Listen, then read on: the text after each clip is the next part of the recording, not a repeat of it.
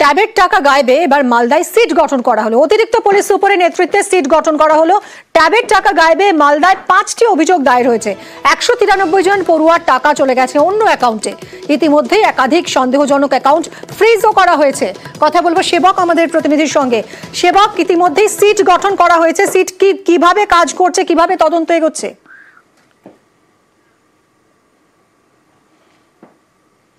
একদমই, দেখো আমরা গত দুদিন ধরেই মালদহের ট্যাব কেলেঙ্কারির খবর দেখাচ্ছি এবং তার আপডেটও জানাচ্ছি। এই মুহূর্তে যেটা জেলা পুলিশ সূত্রে খবর, যে সিট গঠন করা হলো এই ট্যাব দুর্নীতির কাণ্ডে।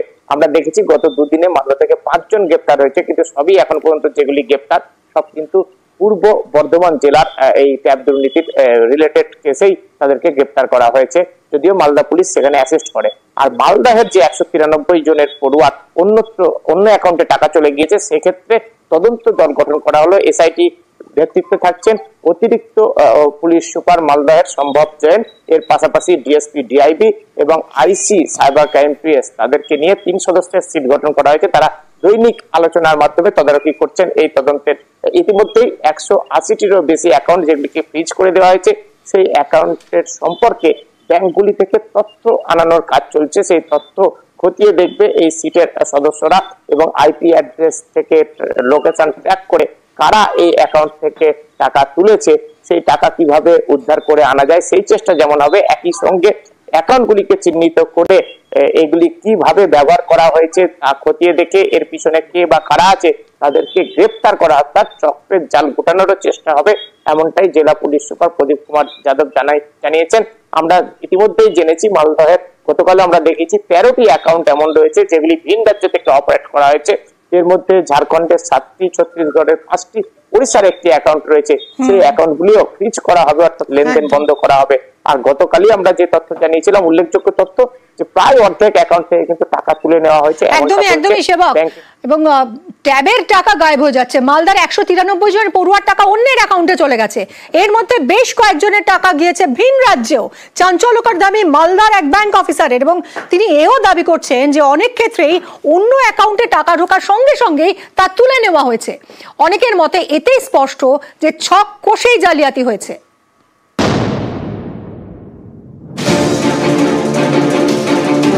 রাজ্য সরকারের প্রকল্প তরুণের স্বপ্ন, ট্যাব কেনার জন্য 11-এর পড়ুয়াদের দেওয়া হয় 10,000 টাকা। অভিযোগ, এই টাকাই অনেকের অ্যাকাউন্টে ঢোকেনি, ঢুকেছে অন্য অ্যাকাউন্টে। যেমন মালদায় এখানকার প্রায় 200 পড়ুয়ার ট্যাবের টাকা ঢুকেছে অন্য অ্যাকাউন্টে, ভিন রাজ্যের অ্যাকাউন্টেও টাকা ঢুকেছে। চাঞ্চল্যকর দাবি এক ব্যাংক আধিকারিকের। তার দাবি, মালদার 193 জন পড়ুয়ার ট্যাবের টাকা অন্য অ্যাকাউন্টে ঢুকেছে। অনেক ক্ষেত্রে অন্য অ্যাকাউন্টে টাকা ঢোকার সঙ্গে সঙ্গে তা তুলে নেওয়া হয়েছে, অর্থাৎ ছক কষেই যে জালিয়াতি তা একরকম স্পষ্ট। প্রাথমিক আমাদের যে এখনো মূল হচ্ছে 40 to 50% আমাদের টাকা আছে, বাকি 50% সেখানে কিছু জায়গায় পুরো তুলে নেওয়া হয়েছে, কিছু জায়গায় অল্প তুলে নেওয়া হয়েছে, পার্শ্বে তুলে নেওয়া হয়েছে। ঠিক আছে, সেটা আমরা দেখছি, দুদিনের ভিতরে আমরা সেটা পুরোটা জানতে পারবো। মালদার ব্যাংক আধিকারিকের এও দাবি, মালদার 193 জন পড়ুয়ার টাকা অন্য অ্যাকাউন্টে ঢুকেছে। এর মধ্যে 180টি ব্যাংক অ্যাকাউন্ট পশ্চিমবঙ্গের, 13টি ব্যাংক অ্যাকাউন্ট ভিন রাজ্যে, ঝাড়খণ্ডে 7টি, ছত্তিশগড়ে 5টি এবং ওড়িশার 1টি অ্যাকাউন্টে গেছে ট্যাবের টাকা। 193 অ্যাকাউন্টে ইনফরমেশন পেয়েছি, তার ভিতর 180 অ্যাকাউন্ট ফ্রিজ হয়ে আছে। 13 অ্যাকাউন্ট আছে যেটা অন্য স্টেটে সমস্ত ব্যাংকগুলোকে মেল করেছি, যে অ্যাকাউন্টগুলোতে টাকা ঢুকেছে ভুল করে, সেখানে কত ব্যালেন্স আছে এবং যদি টাকাটা তুলে নেওয়া হয় তাহলে সেই টাকাটা কিভাবে তোলা হয়েছে, কবে তোলা হয়েছে, সেই তথ্যটা আমরা চেয়ে পাঠিয়েছি। এটা আসার পর এটা আমরা প্রশাসনকে দেবো এবং প্রশাসন সেই হিসাবে ব্যবস্থা নেবে। মালদা থেকে সেবক দেব শর্মা, নিউজ 18 বাংলা। দক্ষিণ 24 পরগনা, মুর্শিদাবাদের পর এবার দক্ষিণ 24 পরগনা জেলাতেও এই ট্যাবের টাকা গায়েবে বিহারের যোগ পাওয়া গেল। জেলার 350 পড়ুয়ার ট্যাবের টাকা বিহারের অ্যাকাউন্টে চলে গেছে। জেলার 25 থেকে 30টি স্কুলের পড়ুয়াদের টাকা গায়েব। ট্যাবের টাকারই গরমিল নিয়ে জরুরি বৈঠক ডাকা হয়েছে। বিশ্বজিৎ আমাদের প্রতিনিধির সঙ্গে কথা বলবো। বিশ্বজিৎ, এই বৈঠক, জেলা শাসক এবং ডিআই এর মধ্যে এই বৈঠক সম্পর্কে কি জানা যাচ্ছে, এবং এই যে বিহার যোগ আবারও উঠে এসছে দক্ষিণ 24 পরগনার ক্ষেত্রে, এই বিষয়ে কি তথ্য রয়েছে?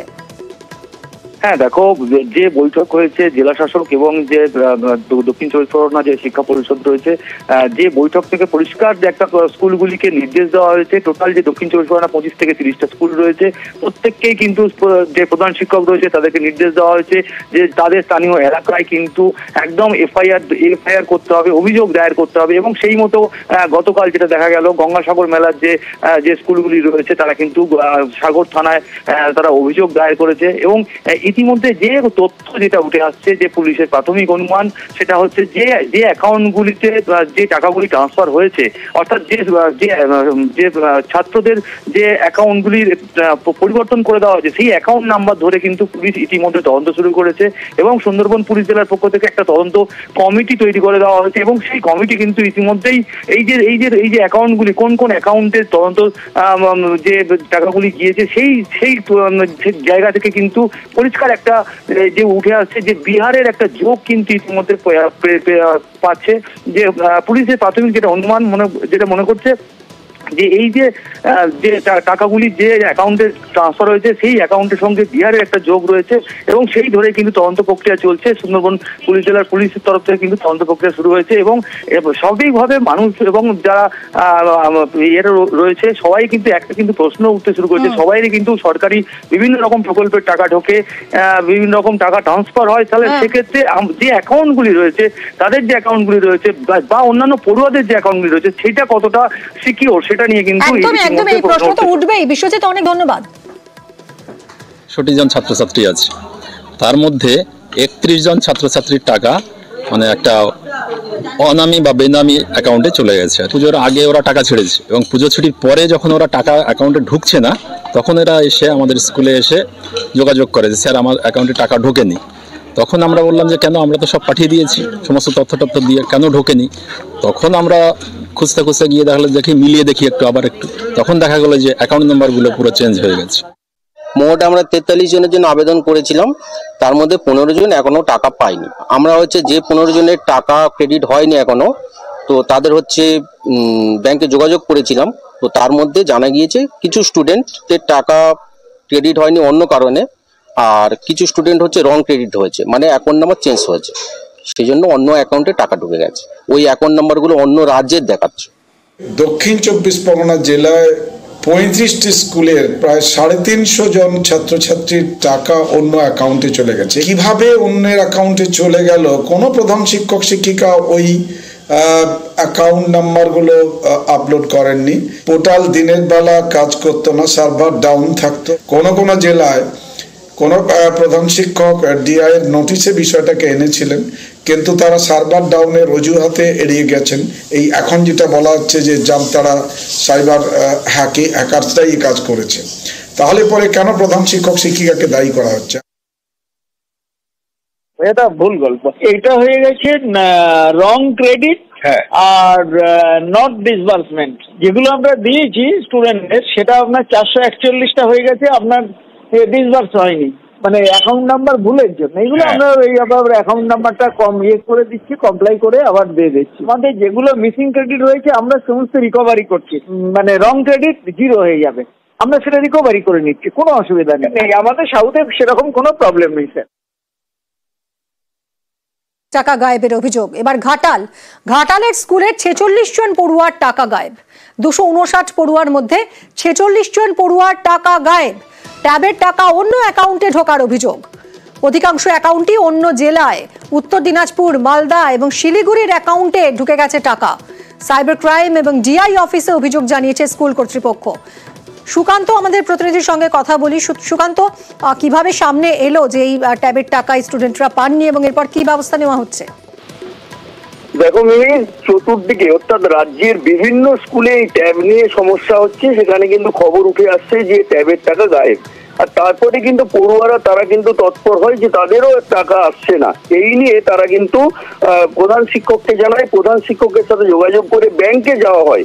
ব্যাংকে যে জানতে পারা যায় যে ওই 46 পড়ুয়ার টাকা কিন্তু অন্য অ্যাকাউন্টে চলে গিয়েছে, অর্থাৎ রাজ্যের বিভিন্ন জেলার একাধিক ব্যাংক অ্যাকাউন্টে কিন্তু ওই টাকা চলে গিয়েছে। তার মধ্যেই তৎপরতার সহিত কিন্তু 22 জনের অ্যাকাউন্টে টাকা চলে গেল, বাকি 20 জন জনের টাকা কিন্তু ব্যাংকের তৎপরতায় বন্ধ করে দেওয়া হয়েছে এবং 4 জনের টাকা ফেরত আনা হয়েছে বলেও দাবি করছেন প্রধান শিক্ষক।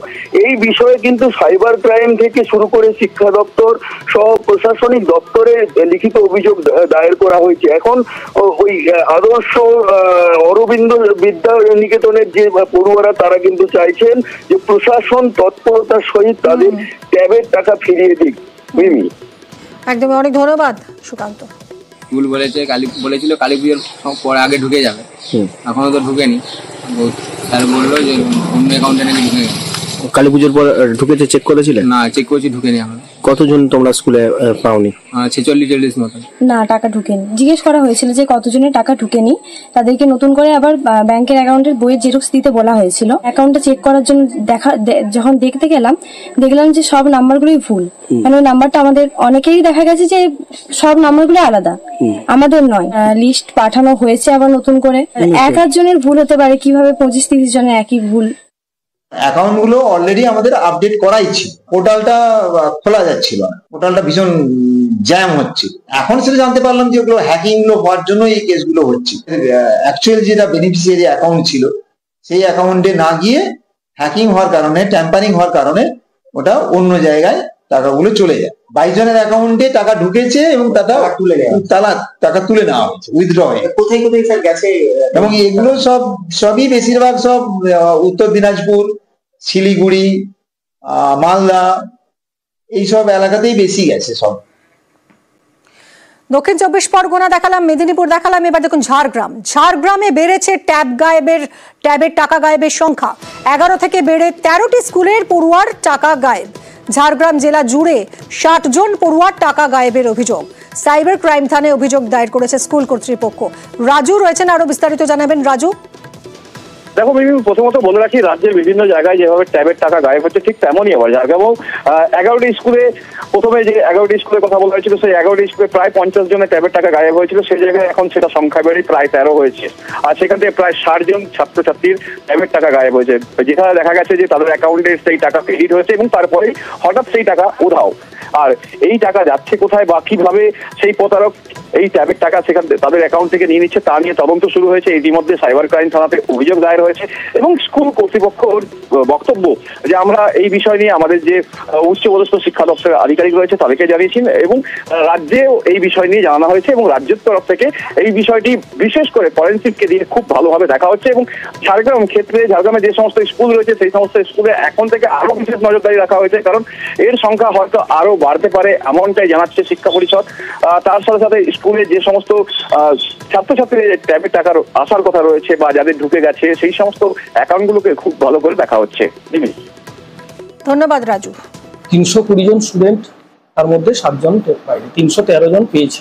আমরা এফআইআর করেছি, ঝাড়গ্রাম থানায় এফআইআর করেছি এবং আমাদের যে সংশ্লিষ্ট ডিআই আছেন তাকেও জানিয়েছি। টাকাটা কোথায় গেছে কিছু জানতে পেরেছেন? দিনাজপুর ইত্যাদি সাইডে গেছে, উত্তর দিনাজপুর। আমাদের 6টি মেয়ে, তাদের অ্যাকাউন্ট নাম্বার পুরো চেঞ্জ হয়ে গেছে এবং তাদের নিজেদের যে অ্যাকাউন্ট নাম্বার সেই অ্যাকাউন্ট নাম্বারটা নেই, সেখানে অন্য অ্যাকাউন্ট নাম্বার, যার ফলে ওই ট্যাবের টাকাটা অন্য অ্যাকাউন্ট উত্তর দিনাজপুরের SBI ব্রাঞ্চে ওটা ওখানে ক্রেডিট হয়েছে।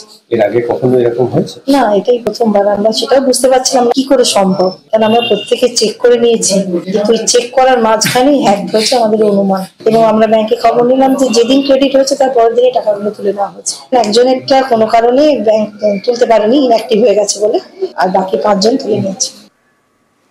একের পর এক জেলার খবর তো দেখাচ্ছি। কলকাতায় এবার বাদ যায় কেন? কলকাতায় আরো ট্যাবের টাকা গায়েব। বাঙুর হাই স্কুলেও ট্যাবের টাকা গায়েব। গলফ গ্রিন থানায় অভিযোগ দায়ের করেছেন 4 পড়ুয়া। ট্যাবের টাকা গায়েবের অভিযোগ দ্বাদশ একাদশ শ্রেণীর পড়ুয়ার। কথা বলবো অমিত আমাদের প্রতিনিধির সঙ্গে। অমিত, যে সময়টা সামনে একটা বড় পরীক্ষার জন্য প্রস্তুতি নেওয়ার সময় পড়ুয়াদের, সেই সময় কিনা এই ট্যাবের টাকা তাদের অ্যাকাউন্টে ঢুকছে না, এই নিয়ে তাদের মাথা ব্যথা করতে হচ্ছে, তাদের চিন্তা করতে হচ্ছে এই নিয়ে। কলকাতার এই যে আরো 4 জন পড়ুয়া যাদের অ্যাকাউন্টে টাকা ঢোকেনি, কি বলছেন তারা? ইতিমধ্যে গলফগ্রিন থানাতে তারা অভিযোগ করেছেন টালিগঞ্জ বাঙুর হাই স্কুলের 4 জন পড়ুয়া, যাদের মধ্যে 2 জন ক্লাস 11 এবং 2 জন ক্লাস 12 স্টুডেন্ট। তাদের স্কুলের তরফে ডিআই অফিসেও বিষয়টি জানানো হয়েছে এবং গলফগ্রিন থানাতে ইতিমধ্যে লিখিত অভিযোগ জানানোর পর গলভিন থানা ইতিমধ্যে একটা এফআইআর করেছে।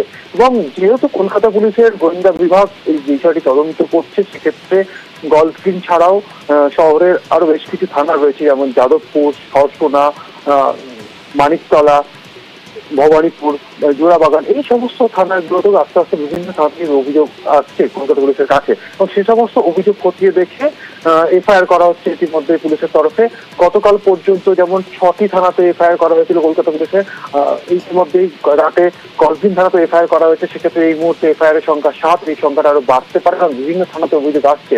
এবং এই জায়গা থেকে প্রায় 100 বেশি পড়ুয়া এই মুহূর্তে কলকাতা পুলিশের অন্তর্গত যে সমস্ত এলাকায় রয়েছে, সমস্ত প্রায় এখনো পর্যন্ত যা পাওয়া যাচ্ছে পুলিশ সূত্রে, প্রায় 100-এরও বেশি পড়ুয়া যারা কলকাতার পড়ুয়া, তারা ট্যাবের টাকা পাননি বা তাদের অ্যাকাউন্টে সেই টাকা আসেনি, এই মর্মে কিন্তু অভিযোগ এখনো পর্যন্ত হয়েছে। পুরো বিষয়টা তদন্ত করে দেখা হচ্ছে। গতকাল দুজনকে গ্রেপ্তার করা হয়েছিল চোপড়া থেকে, যাদের ভূমিকা হিসেবে যেটা পুলিশের তদন্ত করে জানতে পেরেছেন যে তাদের অ্যাকাউন্ট ভাড়া নেওয়া হয়েছে, তাদেরকে কমিশন বাবদ তদন্ত যতই এগোচ্ছে জেলায় জেলায় প্রতিদিনই প্রায় চাঞ্চল্যকর সব তথ্য সামনে আসছে। অমিত, অনেক ধন্যবাদ।